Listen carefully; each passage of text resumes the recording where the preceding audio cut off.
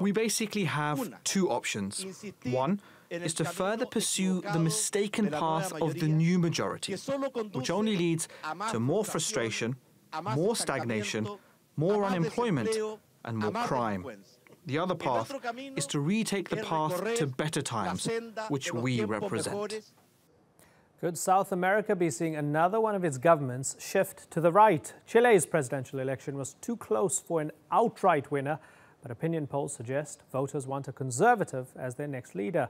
The first round vote came down to these two candidates, billionaire and former President Sebastian Pinera and veteran journalist and first-term Senator Alejandro Guillier. Pinera has promised to revive economic growth, cut the corporate tax rate and scale back labor and education reforms. But Guillier has promised to deepen those reforms and increase spending on healthcare and pensions. The centre-left president, Michelle Bachelet, is on her way out after reaching the end of her term limits. Well, to discuss this, I'm joined by Cristina Mani. She's a professor of Latin American politics at Oberlin College in Ohio. She's also the author of Democratization and Military Transformation in Argentina and Chile. Good to have you on the program, Cristina. So Pinera won. He didn't get the majority that he wanted, just under 37%. What does that say about the current political climate in Chile? Well, I think the election has been a referendum on the last several administrations, both Michelle Bachelet's and Pinera's. He was promoted in the media heavily as being the clear front runner, but he came in under the numbers that had been predicted.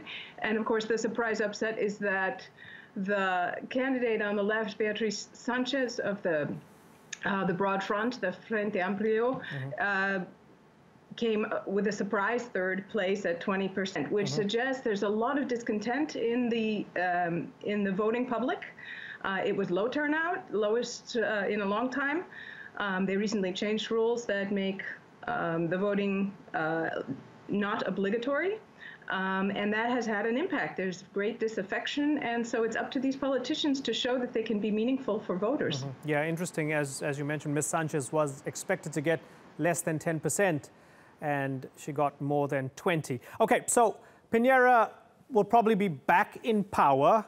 He was in power in the past. From his time in power in the past, what can we learn, and how can we look forward? What can we expect? Well, he has campaigned clearly saying that he would not reverse the reforms of the Bachelet era. So he is not going to undo things that were fairly difficult to put into place, and for many voters didn't go far enough, or others went too far in terms of education reform, labor reform, and things like that, social issues, basically. But I think we want to be careful that he is not a guaranteed win. We are going into a second round for the presidential vote, and if you do the math on the left, and if the left can rally its voters together around Guillier, which I think is a big question, it's not a given that he will win. He will truly now have to fight harder than it was imagined yesterday to win in the second round. Yeah, that's a good point. So, you know, just to remind ourselves, Pinera getting just under 37%, Guillier getting 22%, coming second. So we are going to another round. Let me then sort of ask a similar question from a different perspective. Where did Guillier and Bachelet's party and that coalition get it wrong so that they only got 22% of the vote when they expected much more? What did they do wrong? It may not be that they've done something wrong, but it's more that they represent something that is now out of favor, and that's the establishment. Even though Guillier is a relative newcomer to politics, he has a background as a journalist. Bachelet has a career in politics.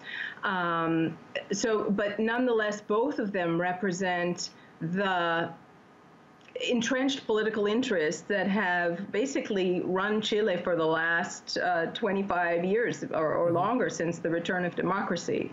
And people are very dissatisfied with that, with the slow pace of improvements, both to the economy and to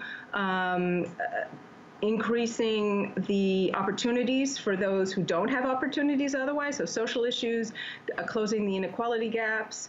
Pinera, I think, promises, and his previous term showed that he relies heavily on the market itself, the possibilities of economic growth, sort of with the,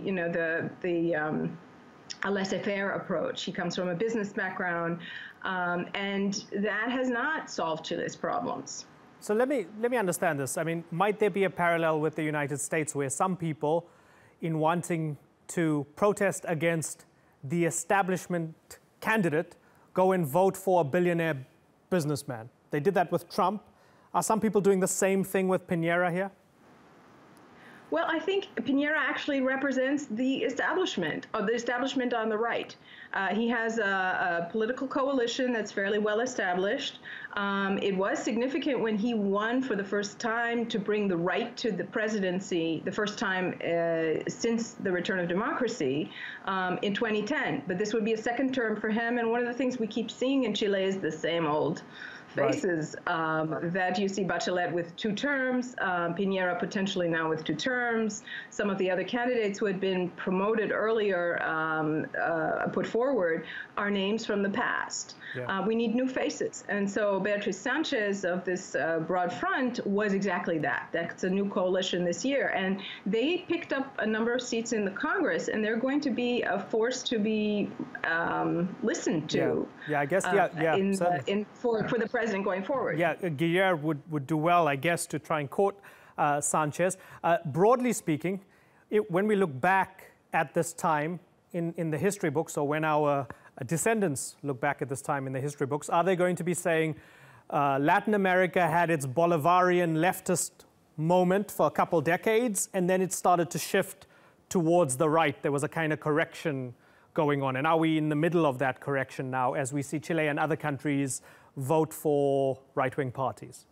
I think we do see that. 10 years ago, it seemed very much that the era of Hugo Chavez and a socialist alternative for Latin America was somehow at least envisioned, if not possible. We have seen a number of countries elect people with economics degrees and business backgrounds in Peru, in Argentina, and now potentially again in Chile.